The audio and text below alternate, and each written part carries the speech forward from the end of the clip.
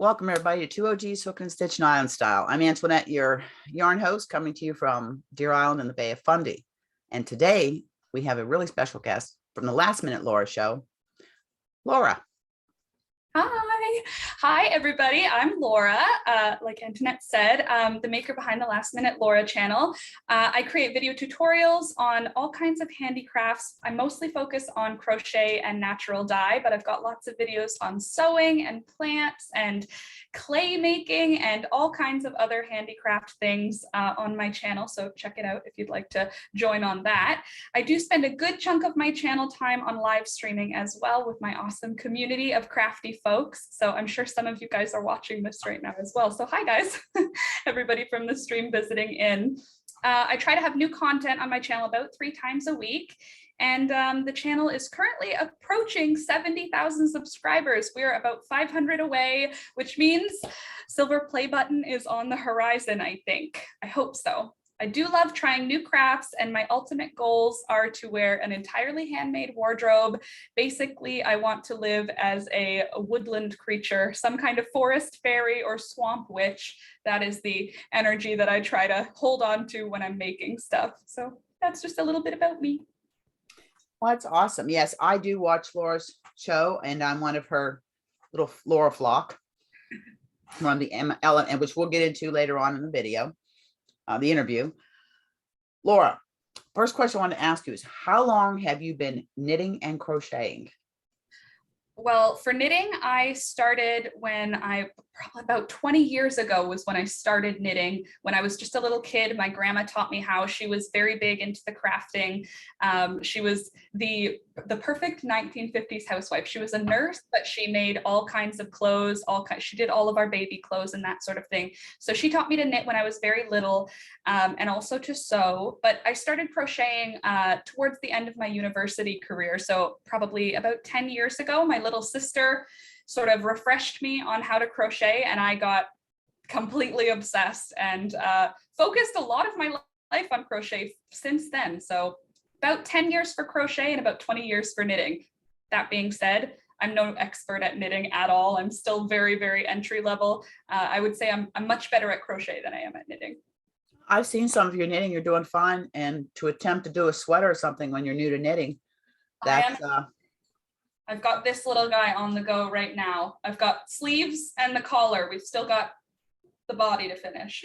That's awesome. But see, you dive right in. If you don't challenge yourself, you can't grow. Absolutely. With failure comes success. Absolutely. Awesome.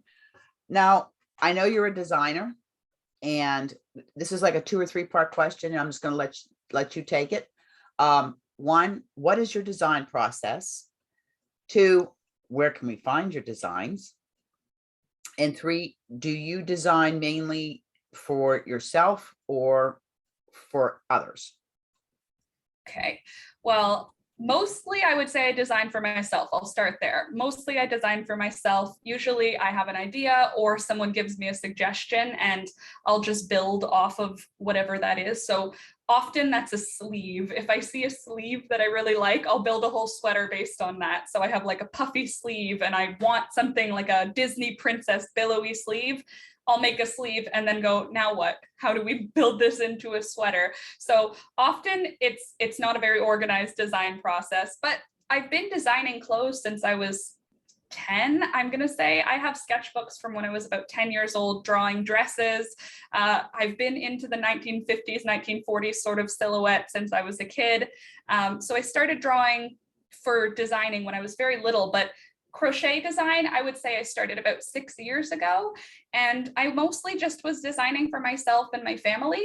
A lot for my partner, Alex. I make a lot of men's extra large sweaters and a lot of women's medium large sweaters. I mostly focus on sweaters, some baby things here and there, hats and socks and mitts and whatever else I can get into. But I would say my design process usually starts with a color. If a color catches my eye, a picture will come from that color, and then I sort of just build out. It's not really an organized thing. It's more of a magical thing, I want to say. It's not like I'm sitting down, let's design something. It's usually like when inspiration strikes, then I'll start to design something. But usually I would say it's mostly for me, and then other people tend to like it because people have similar styles. So yours is like an organic process. yeah, I would say it's more of an organic process. I would love to have it be a little bit more type A, like sit down and let's do some work, but my personality doesn't really work well with that. I'm more of a, when it strikes, I can design a million things and then there will be a dry spell. Now, where can you find your do you have patterns that you sell? I do have some patterns I sell on Etsy. I also do a lot of my patterns designs are available for free as tutorials on my YouTube channel. So I've got over 150 videos on my channel now of different projects that I've made. Some of them are a little bit more intuitive in terms of how I go about designing them in the video, but some of them are really specific instruction-based tutorials, and that's how I tend to do it. I feel like I'm not quite at the design stage where I can size up and size down for patterns. So if it's something that's one size fits all, that kind of thing would be on my Etsy as a pattern. If it's something that you can sort of customize, I give those instructions in my video on like, this is where you could add some increases to make it wider if you have wider shoulders or longer arms or something like that. So Okay. usually it's my videos. Okay, well, speaking of your Etsy shop, may as well jump into that right now before I get into the other stuff here. Your Etsy shop, what can you get? What can you find in your Etsy shop? Well, I've got a couple of patterns for some baby things, baby mitts, baby socks, tote bags for sewing. But right now I have a lot of drawings. I've been doing a lot of artwork on my Etsy lately. That's been really rewarding and a lot of fun. I sell PDFs and JPEGs so people can print them at home and either use them as coloring pages or printed art. That's something I've been really focusing on lately. So if you checked my Etsy shop out today, you would see a ton of artwork and a couple of patterns. I've seen your artwork and it is, I mean, I didn't know you could draw that well. I mean, I've seen your journal when you share it with us in, in the Patreon group, but it's phenomenal draw, phenomenal. Now, was that your major in university? No, I have 2 degrees, one in anthropology and one in sociology, mostly just essay writing, research, and statistics. That was sort of where my education went, but I've always been drawing since I was little. I wouldn't consider myself an expert by any means, but it's something I enjoy, something I find really rewarding. And lately I found that other people like it, which is new to me, but also awesome. I've seen them and I'm hoping down the line to get you to do my 2 girls, my puppies that are across the Rainbow Bridge. I'll have to send you a picture. I think they're posted in Discord a while back. I had posted some of their pictures in Discord. So maybe we could do that on Thursday. Huh? Maybe I can do that on Thursday's stream. Yeah, because I think I'm off Thursday. We'll have to check that out after the good. As far as knitting and crocheting goes, okay, your favorite needle to work with, your hook, and your fiber type of fiber, and where you get your fiber from. Okay, so favorite hook. I don't have a favorite hook or needle brand. I haven't yet had one that changed my life. More or less, I go for, I would say 4.5 millimeters. I can tell you size wise. I love a 4 to 4.5 millimeter hook. I hate using 1.75 millimeter hooks. And I'm not a fan of using 10 millimeter hooks. I like right around the middle in terms of size. In terms of brand, I don't have a brand yet. Still looking. Same thing with needles. I'm too new to knitting in terms of like getting a feel for it. I've just gotten into circular needles and I found I like those better than the straight needles. I didn't even know about circular needles as a regular thing until I'm going to say like last year. Up until then, I was wondering how people are making these sweaters with these long straight needles. They're so much more difficult to use. That being said, I also only learned about continental last year. Up until then, I was doing the throwing for knitting. Fiber, I love wool. I love wool. I think wool is amazing because I love natural dye and wool takes natural dye so well. So for me, wool has so many uses because I can just make it flowier if I don't want it to be too warm. But if I make it dense, it's like a coat. So I would say wool. I love merino, but my main brand is Briggs & Little. That would be like my go-to brand. I like just it's just, these are all dyed by me, but the density of the Briggs and Little wool, I find it to have just a really good, like a wool sweater. I don't know. It's just like when I think wool sweater, it's the type of wool I think of. I do like the Knit Picks merino wool as well. I think that one's really nice. It's soft, it takes dye well. And another wool that I really like, this was something that a subscriber actually gifted to me. It's opal sock yarn. So I have made sweaters out of it, and I think it's just so lovely. I have a sweater that I did out of 3 strands of the opal sock wool, and it is so, I love how soft it is. And I like that by building up 2 or 3 strands, you can have a thicker sweater. So I think those would be my 3 favorite brands of wool. And I would say wool general, it doesn't really matter to me what kind of wool. I really do just like wool, followed by, I think, probably linen. It would go wool and then linen in terms of. So you like natural fibers? If I could only use natural fibers from here to the end of time, I would. I mean, occasionally I'll use acrylic because if I find some at a thrift store, I'm gonna get it if it's a nice color. Or if I'm making something for someone who's allergic to wool, then I'll use acrylic. But in general, I try to go for natural fibers because I like to think that when I'm not here, the things I made won't be sitting somewhere for eternity. I like the idea that I'll rot and so will they. Or be passed down. The acrylic of our grandmothers is so different than what we have today. I mean, we have a lot of blends with the acrylic, and so it gives you the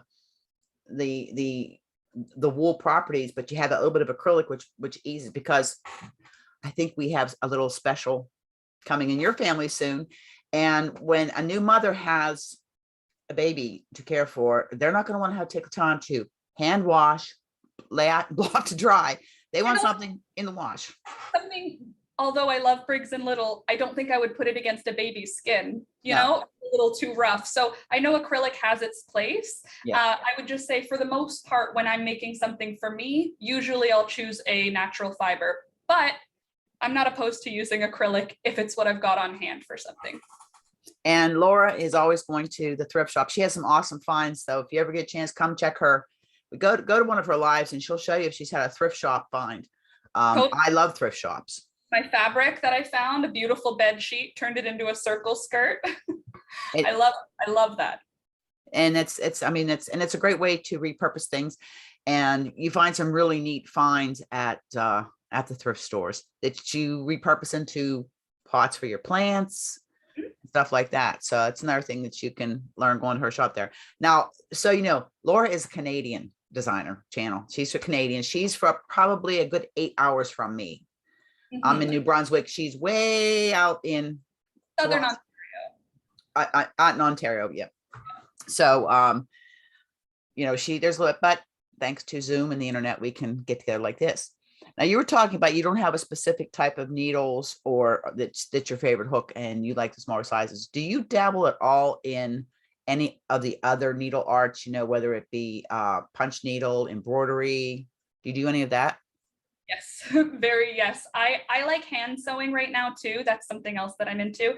But embroidery, I love embroidery. Hand embroidery, it's like painting on fabric. So yes, I very much like hand embroidery. I haven't gotten into cross stitch yet, but it is on my list because I feel like it's close enough to embroidery that I'll like it, but a little bit different in terms of how it comes out. So yes, I do hand embroidery, and let me see, I have written some things here: sewing, knit, crochet, natural dye, drawing, clay, stamp carving. So I guess hand embroidery, hand sewing, crochet, knit, those are my fiber arts. Is that one of your designs back there in the oval that I see? That's one of my grandma's designs, actually. That was one of my grandma's. Yeah. So my grandma was very much into a lot of the handicrafts as well. And this is one of the. Oh, that's lovely. Isn't it? That is lovely. She did all kinds of them. Here's another one. Oops, right here that she did. And that's nice to keep it in your home. It's kind of having your grandma there and inspiration. Well, I like to think that she would be happy with the way that things are going in terms of how I am crafty like her. I don't have her with me anymore, but this is how I kind of keep her around. You know, she channels through your hands maybe, and maybe she's there helping you be creative. guiding you. I think that some of the way that my style has evolved, I think that she's there in that. I believe that. I do, because my mom taught me to sew. My grandma taught me to crochet when I was like 10. But what she taught me to crochet was with the 1.75 little tiny doily thread. No, and that's not my. No, I'm not. I'm dabbling in amigurumi and that, which is fun, but I use a 4. If you ever get a chance to check out a hook, I will tell you, I received one as a gift and I ended up buying 2 more, is Nelson Wood. Nelson, we'll write it down. I'll show you one of his hooks. His are all hand carved. I will tell you, they're not cheap. I usually go for the seconds, but they're works of art. He is a craftsman, an artisan, and he has all kinds. So yeah, nelsonwood.net. You just have to. This is one of his hooks. I received this as a gift. Oh, that's beautiful. Does he do it on a turn thing? They're all hand turned individually, and they're great for people that have arthritis. He does resin, he does wood, and the woods he uses tulip wood. I have bloodwood, desert ironwood, and pink tulip wood. Wow. So yeah, he had, but the quality and the craftsmanship is there. And if something's of good good craftsmanship, whether it's knitting, crocheting, what have you, I know the hours, you know the hours that it takes when you're making something by hand. And it's something that'll be passed on to hopefully a future crocheter or knitter. And on top of that, if you're only using, if you're using like 3 sizes in general, like if you said you're usually using a 4, then it's worthy investment. You know what I mean? If you're always using that hook, then it's one of your main. It is, and I mean, I've got an extensive, if you look on the shelf there, hooks, needles, Tunisian. Do you do Tunisian at all? I've done Tunisian. I wouldn't consider myself any type of expert in it though. Do you like it? I do. I think it's really cool. I only have 1 Tunisian hook though.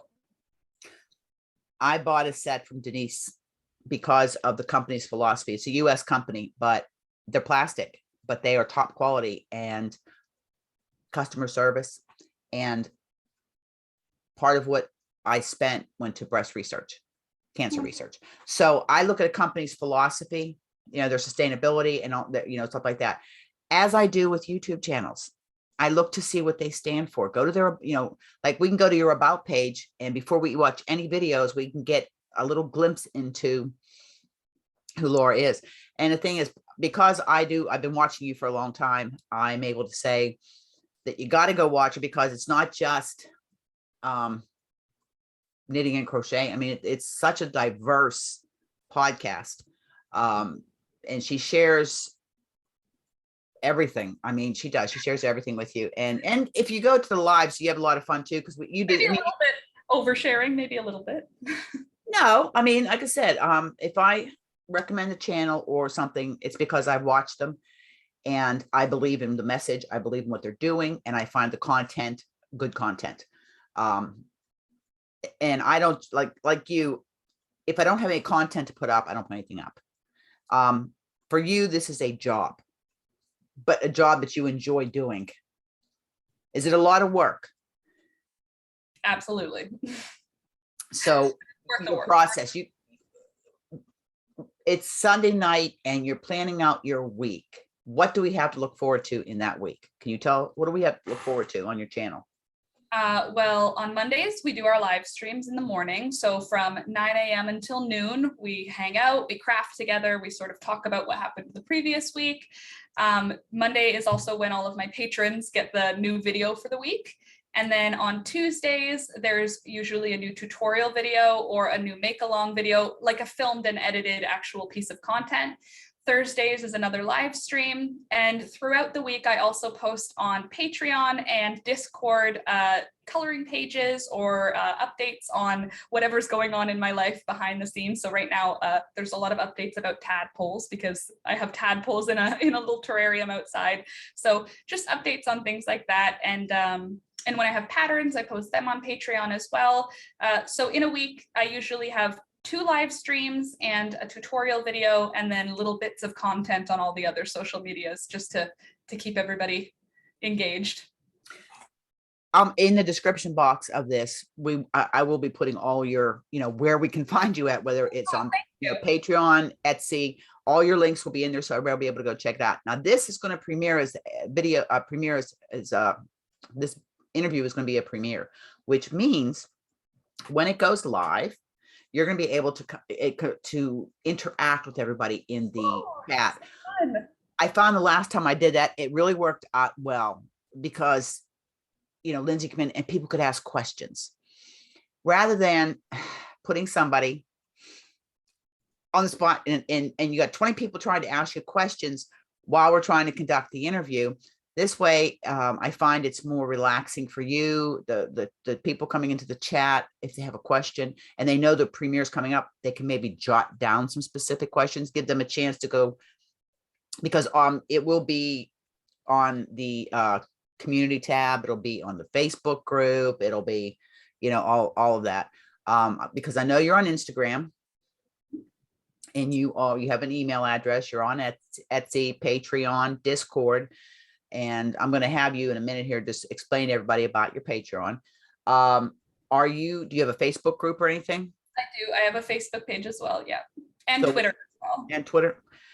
I tweeted once and I just wasn't a tweeter. I don't use Twitter as its own thing. I double post everything that I post on Instagram also goes on Twitter. So if someone's not on Instagram, they can get all the same content. But you're more techie than I am. I'll tell you that much. I don't go to Twitter to share my thoughts. I just, yeah. place. No, but I will be posting the premiere on all of my social media. So that's going to give people, I'm going to tell them, go watch her so you can have your questions ready. Awesome. Well, thank you. Well, no, I enjoy, I mean, I've laughed a lot in the lives. And I have followed you. I have gone into the Discord a few times, but it's nice to see all the posts of everybody's fur babies and what they're making and plants. And I mean, it's such a variety. And the thing is, it's nice getting people from all over the world. Yeah, it's a nice community. It's nice because we all have something in common, but a lot of things not in common. So you get to see people from Sweden, people from Ireland, people from South Africa, people from all over the place get to share what's going on in their life. And it's nice to kind of like expand that community. Well, it is the diversity that you have within the community, not only as an individual and ethnicities and cultures, our crocheting and our knitting, our plants, our common interests. And the thing is, a lot of inspiration comes out of that and friendships develop. Totally. I'm very protective of people's privacy. So when I'm showing like a Happy Meal or something, I don't show addresses. Mine I just show because it's right there on the channel for everybody to see. I don't do a post office box because we don't have them. Okay, we don't even have a regular post office. Oh, wow. I used to be one at my store, but times, progress, costs. Yeah. But that's awesome that you're doing it. Well, I'm seeing where we're at here. Why don't you go ahead and tell everybody before we wrap this up, tell everybody about your Patreon program. Well, I have a Patreon program. Basically, I have 3 different levels of Patreon you can join, and it's a monthly subscription essentially. And by joining the monthly subscription, you get access to our Discord, our group Discord, which is like a chat room where everybody can share all the different types of topics we've got going. It's just a lot of fun, a lot of communication fun. You can share photos of your pets or your plants or your recipes, or you can vent. It's a good place for community. So that's the main driver of the Patreon, is you get the Discord.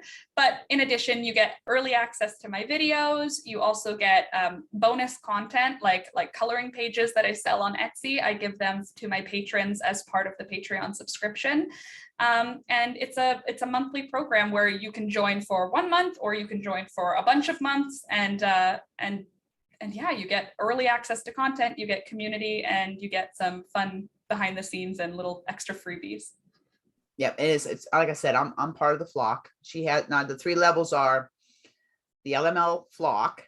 Yeah, LML egg is LML first. egg, yeah. So $2 for the egg. The reason that they are chicken themed groups is because I'm a crazy chicken lady. I currently live in the city, but we used to live on a farm and we had 25 chickens. And I, at heart, am still a chicken lady. So someday I will get my chickens and my farm back. But for now, I'll just be a virtual chicken lady. So the first grouping is the LML egg, and that's a $2 subscription. You get access to the Discord and you get thank you shout outs at the end of my videos.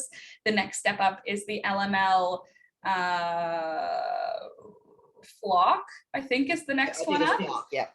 And that one's $5 and you get early access to videos and some bonus content on there as well. And then the next step up is $10 a month. And oh shoot, I don't remember what the name. It's Thunder's Buddy is one. Is that the one that I think it's Thunder's Buddies. Yeah, I think it's Thunder's Buddy. It's Thunder is her. My 5-pound Chihuahua. Well, right now I think he's about 6 pounds, but he'll be okay. He'll be 5 pounds by winter again. But yes, there's the 3 groups. I think I had a 4th group, but I think I've taken that one away now. So it's just the 2, 5, or 10. And it's a nice way to support the channel. Yeah, absolutely. It's not permanent. You can come and go as you please, but it is definitely a nice way to support the channel without having to think about it, because it's just a monthly subscription, which is nice. It is. I have a couple that I am part of. Actually, Laura was the first one I became a part of. Hers was my first subscription. Thank and you. it's a way, like I said, to help the channel. And the thing is, there's no pressure because sometimes funds get tight, you know, especially in today's economy. But you can always pause your prescription. And it's actually like a prescription if you're having a rough day. No, don't pause your prescription. No, but it actually, instead of a subscription, it could be a prescription, because it helps you feel good. So that's subscription, prescription, whatever. Hey, I'm old. I got the white hair. Keeps my week moving nice and smoothly. It's a great community that everybody keeps each other positive, I think. It does. And there are and Laura is very open with her lives. So you might get her just as she's coming out of the shower. Has got to do her hair and put on a little face there, but might get me after a rough time. And I'm going to be honest, if I'm going through a rough time, we do talk about mental health stuff in my chats. We talk about body stuff. We talk about anything that comes up during a stream. We tend to chat it out. Sometimes it can be a little bit uncomfortable. Sometimes it can be a little heavy, but for the most part, I think it's community building. So we get to know each other and the topics tend to kind of cycle through. And Laura's channel is like a lot of other channels. There's no bullying. It's a safe space. It's a place to feel that everybody is accepted for who you are, and no bullying is tolerated. We've got really good mods to keep those trolls away. I started getting trolls in my lives. Oh my gosh. I mean, I'm a small channel, but I got trolls in my lives, and the one week it was whack a troll every time. I found a new solution to it. On the back end, you can make it so that only subscribers can participate in the chat. And that way people have to at least click the subscribe to be in. And most trolls aren't willing to go through that extra one step. So it just gets rid of it a little bit. Okay. I didn't know about that. I'll have to put that. Now, anybody can watch it, but only subscribers can go in the chat. Okay. Because I got some great, like you have great moderators. I mean, I'm all new to the live streams. You've been doing them what now? 4 years? Yep. I think it's 4 years, because I started watching you when I got back into knitting and crocheting, and I happened upon you and it said, you know, you were in Canada, and I'm like, oh, so, and I've watched ever since. That's how I found Laura. So if you want to. Well, I'm glad to have you. Well, jump out. Here we go. I accidentally hit the stop recording button. I had to go back. So this is going to be a little bit of an editing deal, but pretty much it's just going to be Laura, raw, uncensored, unfiltered. What you see is what you get. And with me, you get this mess every time anyways. So, seriously, I'm just not a photogenic person. And this is I it. think it's lovely. Well, thank you, dear. Hey, one day when you have life experience, you get all this white and silver. A husband. You're going to have silver hair. Oh, the rest of it isn't. Oh. Yeah, I just cut it. I got to cut it again. It keeps getting down in my butt. So I keep cutting, but I like my hair. yours looks good. Laura had shaved her head. When was it? Years ago. It was 2 years ago. Yeah, she shaved it and it's come in very thick and curly. So I'm liking the Donna Reed vibes. Well, we'll see how long I can manage before we have to bleach it and dye it pink again. But that's you. Everybody knew you with the pink hair. You know, I like your Donna Reed style. It looks very natural. You know, it seems to fit your fashion sense. Well, thank you. That's very sweet. Even when he puts little ponytails in. I do the Pocahontas braids, but put the 2 pony. I figure 61's a little too old for high ponytails, which I used to wear all the time. In my 40s, I wore ponytails. But that's the inner child coming out of me. Yeah, keeps my hair out of my face. Is there anything that you would like everybody out there watching you to know? Well, everybody can craft. Anybody can craft. Anybody from anywhere can do any handmade craft. You don't need to have a huge budget. You don't need to have any skill to get started. I try new things. I try to make new things. I try to learn new skills whenever I can. And I think that it will round out your life to find a community that makes things that you like to make.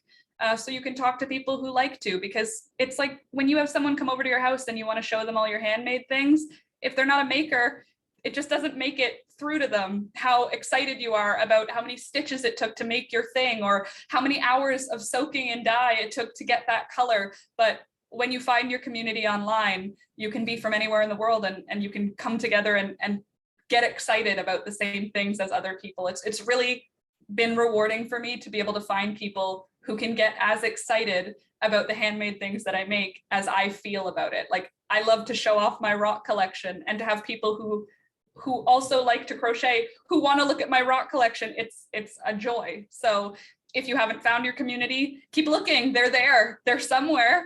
They exist, and you can find them. And I would say maybe I'm part of your community. So come join us. Come check it out. See if it's got what you're looking for. Exactly. And I do want to thank Laura for coming, because I'm hoping to have Laura on again sometime later this year when she gets that silver button, and we can have a little celebration that she got the silver button. I hope she does. If your watchers can come over to my channel and subscribe, we'll be there sooner. Yes, and of course we'll do the shout outs, and hopefully anybody that's watching this here, go over and check Laura out and subscribe. You know, just because you're subscribed to somebody doesn't mean, I mean, I am subscribed to a lot of channels, but you have your handful of regular ones you watch, but then there's the other ones. If you put the notifications on, something might pop up in the feed that says, oh, and they say, oh, that looks interesting to me. And then you go check it out. That's how you find new channels. I was telling Laura about a new channel I found, and she's gonna go check it out. And there you go. Because it's something that makes you feel good, which is what we do. Yeah. The community is a place to go to share, like Laura said, your passion. I don't know about your husband or your partner, but I sit there and I'm talking and I get so excited, and this new fiber or this new pattern, and it's like, okay. It doesn't mean anything the way that it means to you. They try to understand, they try to appreciate it, but they don't get how it makes your heart feel. They don't. And you do, and I do. Exactly. Exactly. And it really is. And the thing is too, this is a very caring community. So outside of a live chat, via Messenger, via Zoom, via Skype, by all kind of, you can make connections with somebody that if you're having a hard time, just message them and say, hey, you want to chat? That's another good thing that I have found through the channels and the lives, that you're able to connect with people that you find something even more in common, or you just make a friend. I've made some wonderful friends. Yeah, me too. You know, and it's lifelong friends that even if the channel didn't continue, I would still have those people. Exactly. I have the same thing. Well, we're coming to the end of our time on Zoom. Thank you so much for having me. I do really appreciate you having me on your channel. It was fun to chat with you. I love it. I mean, you're a big channel, but you know what? The numbers don't mean anything because you're a crafter, and everybody's a crafter that comes to our channel. So hopefully this gives them some inspiration, and you get some new subscribers out of this, and the family grows, and we get to that silver button. So it's all, huh? Fingers crossed. And as far as two OGs who can stitch on style, you know what I always say: hug, smiles, and happiness. Pass it on. Make the world a better place. And here's bye for now from Deer Island. And I'll see you in the next video.